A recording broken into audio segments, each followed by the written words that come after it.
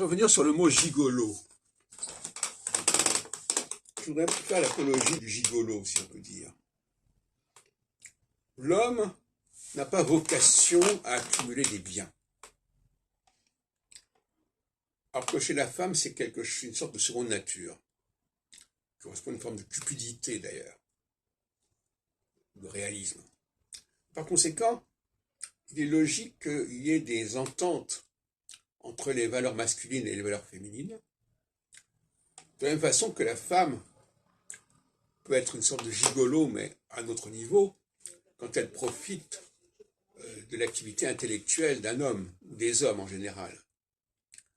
Donc la notion de gigolo, je la dédramatiserai en disant que c'est simplement la conscience d'une complémentarité. La complémentarité, c'est toujours parce qu'il y a une faiblesse quelque part dans un groupe qui sera compensée par un apport substantiel de l'autre groupe.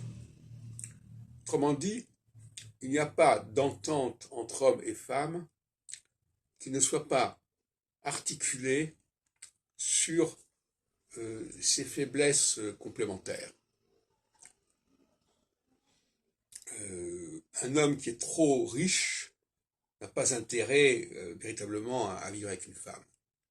Et une femme qui est trop intellectuellement et spirituellement avancée ne voit pas tellement d'intérêt à être avec un homme.